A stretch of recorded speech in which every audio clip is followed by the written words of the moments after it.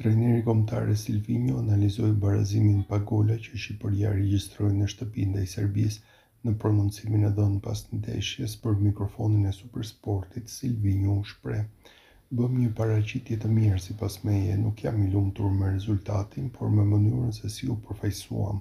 Në pjesën e parë ishim më mirë, në pjesën e dytë u hap pak skuadra, por ishte një përfaqësim dinjitoz.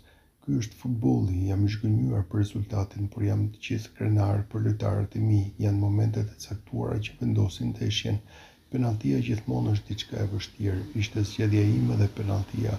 Provuam në stërvitje me Aslanin, Uzunin, Bajramin, Hasanin, por në fund vendosëm për Manajin. Kjo ishte zgjedhja ime.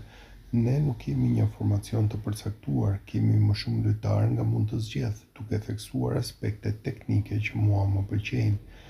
Shqipëria është e Silvinhos? Jo, kjo është Shqipëria e shqiptarëve. Kemi shumë lojtarë në dispozicion dhe i përzgjedhim për veçoritë e tyre. Skuadra sot ishte ofensive.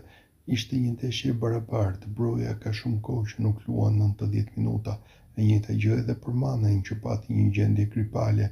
Hoxha luajti mirë, por u shfaq i lodhur. Hasani dhe Bajrami nuk kanë luajtur shumë këto kohët e fundit, por unë i kam në konsiderat në ndeshjet e ardhshme. Kanë qenë zgjedhje të vështira për ne. Manaj është një lojtar shumë i rëndësishëm. Kundër Andorrës shënoi 2 gola. Daku është një futbollist me forcë fizike të madhe. Duhet të bënim zgjedhje inteligjente. Zgjodha Manajin për eksperiencën e tij, ndërsa Daku i sjell forcë ekipit dhe kur futet nga stoli, u shpreh Silvinho.